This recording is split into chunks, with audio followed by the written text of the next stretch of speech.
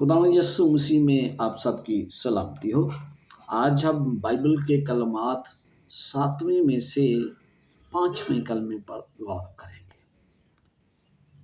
यूहन्ना रसूल की अंजील उसका 19 बाब और उसकी 28 आयत मैं पढ़ने लगा हूँ। इसके बाद जब यीशु ने जान लिया कि अब सब बातें तमाम हुई ताकि नविश्ता पूरा हो, तो कहा कि मैं प्यासा हूँ। हम देखते हैं कि यीशु मसीह इससे पहले ये कह चुके थे कि ऐ बाप तूने मुझे क्यों छोड़ दिया। इसके साथ साथ उन्होंने अपनी माँ को अपने प्यारे शागिर्द यूहन्ना के सुपुर्द कर दिया। जब आपको ये पता चलता है कि यीशु मसीह ने ये अल्फाज कहे कि मैं प्यासा हूँ, तो फिर हकीकत में इसका मतलब क्या है? यकीनन इंसान, हम कहते हैं कि नहीं वो खुदा थे, लेकिन प्यास तो इंसान को लगती है।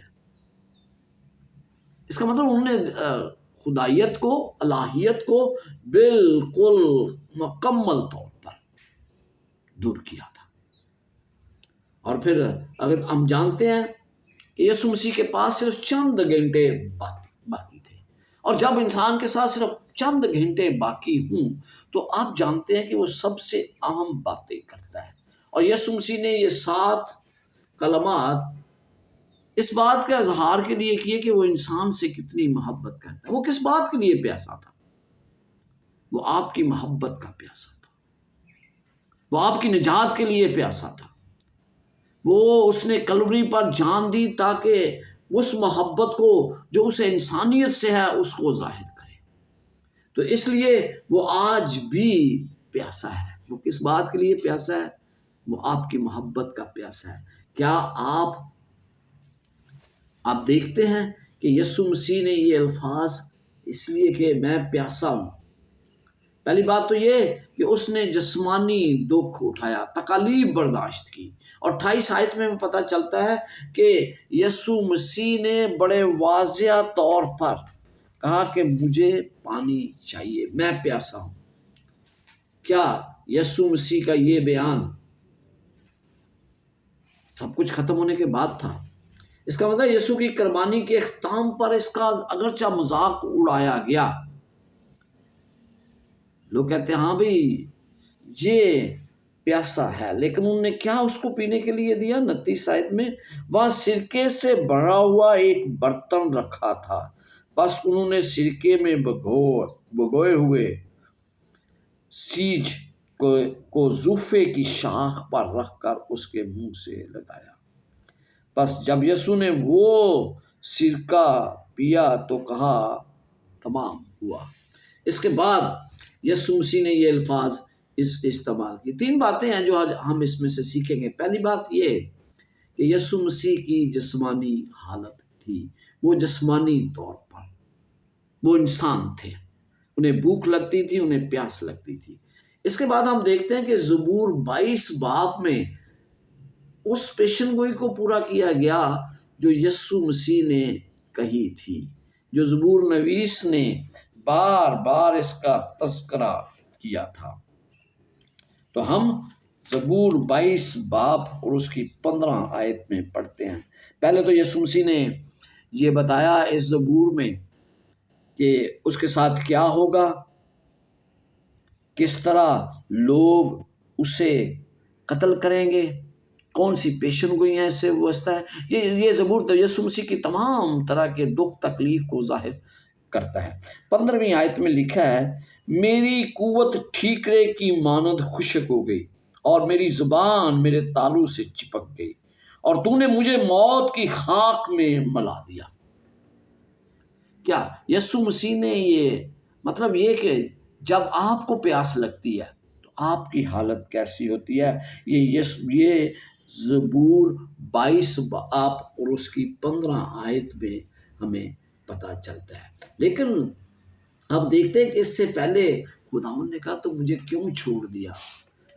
उसके हमें पता चलता है कि ज़बूर नवीस मसाइब के तजर्बे के को महसूस कर रहा था।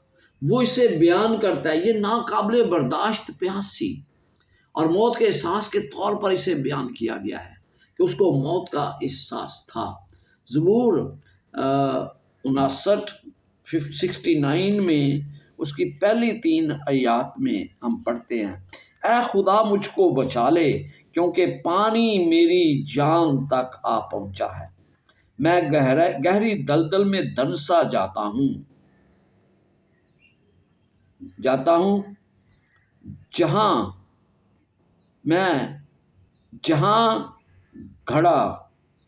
کھڑا نہیں رہا جاتا، میں گہرے پانی میں آ پڑا ہوں جہاں سیلاب میرے سر پر سے گزرتے ہیں۔ تیسری آیت، میں چلاتے چلاتے تھک گیا، میرا گلا سوکھ گیا، میری آنکھیں اپنے خدا کے انتظار میں پتھر گئی۔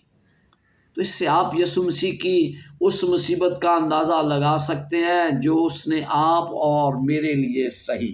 وہ کہتا ہے کہ اے خدا مجھے بچا لے۔ یسوع مسیح کی یہ دعا پہلی دعا نہیں تھی۔ یسوع مسیح نے گتسمنی کے باغ میں بھی یہی دعا کی تھی کہ یہ پیالہ مجھ سے ٹل جائے، لیکن یسوع مسیح کو جب یہ پتا چلا کہ یہ پیالہ لازمی طور پر انہیں پینا ہے تو اس نے اس سے بھاگنے کی کبھی بھی کوشش نہیں کی۔ ہر قدم پر اس نے اس کو قبول کیا، میں پیاسا ہوں۔ حقیقت میں یہ ہے کہ یسوع مسیح کا گلا سوکھا گیا، اس کی آنکھیں نم تھیں، اور وہ ہمیں بتاتا ہے کہ کس گہرے پانیوں میں وہ ڈوبنے کو ہے۔ وہ بیان کرتا ہے کہ سیلاب اس کے اوپر سے بہہ گیا لیکن سوکھے گلے کے ساتھ۔ زبور نویس آگے کہتا ہے کہ اس نے اپنی پیاس کی تسکین کے لیے ترس کھایا، انہوں نے ترس کھایا، اور پھر کیا لکھتا ہے کہ اس کو سرکہ دیا گیا جو اس نے چکھا لیکن پینے سے انکار کر دیا۔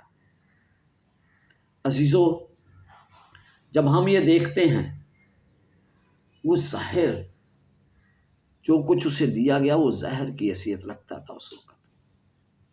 میرے خدا کو جب اس سے خون بہہ رہا تھا، پسینہ بہہ رہا تھا، اس کے باوجود پانی نہیں ملا۔ کیوں؟ اس سے ظاہر ہوتا ہے کہ اس کی جان کنی کی حالت کتنی قابل رحم تھی۔ اس نے یہ تمام کچھ برداشت کیا ہے، اور آج جب یوں ہی آپ ایسٹر اور یہ سب کچھ منانے جا رہے ہیں تو اس بات کو یاد رکھیں کہ یسوع مسیح آپ کے لیے پیاسا ہے، آپ کی وفاداری کا پیاسا ہے، آپ کی دعا کا پیاسا ہے، آپ کی جان کا پیاسا ہے، اور پھر سب سے بڑھ کر آپ کی نجات کے لیے پیاسا ہے، کیونکہ وہ آپ کے ساتھ وقت گزارنا چاہتا ہے۔ وہ چاہتا ہے، وہ اس کی محبت ہے۔ لیکن آدم اور حوا کو بھی انہی آزمائش کا سامنا کرنا پڑا تھا، لیکن ان کے لیے قابل برداشت نہیں تھی، جبکہ یسوع مسیح نے اس کو برداشت کیا، کیونکہ وہ بنی نوع انسان کی نجات کے لیے سب کچھ کرنے کے لیے تیار تھا۔ کیا آج آپ اسے قبول کرنے کے لیے تیار ہیں؟ اگر آپ قبول کرنے کے لیے تیار ہیں تو پھر یہ سوچ لیں کہ یسوع مسیح آپ کی زندگی کا پیاسا ہے۔ اس کے پاس آئیں، اس سے باتیں کیا کریں، اس سے دعا کریں، اور جب یہ تمام کچھ آپ کریں گے تو یقیناً یسوع مسیح کا ساتھ آپ کے ساتھ ہوگا، اور آپ اس کی تکلیفوں کو اس ایسٹر پر محسوس کریں گے۔ آپ محسوس کریں گے کہ عید قیامت المسیح کے حقیقت میں معنی کیا ہے۔ تو عزیزو، یسوع مسیح کو پیاسا مت چھوڑیں، اس کے پاس آ جائیں، اس کی پیاس کو بجھا دیں۔ جب آپ اسے قبول کریں گے تو اس کی پیاس ختم ہو جائے گی۔ یہی اس کی پیاس ہے جو وہ آپ سے توقع کرتا ہے، اور آپ کی زندگی کے لیے وہ پیاسا ہے۔ تو آئیں ہم اس بات کو مد نظر رکھیں کہ یسوع مسیح کو پیاس میری اور آپ کی ہے۔ وہ ہر صورت میں مجھے اور آپ کو بچانا چاہتے ہیں۔ کیا آپ بچنا چاہتے ہیں کہ نہیں؟ اگر آپ بچنا نہیں چاہتے تو پھر اس کا کوئی علاج نہیں ہے۔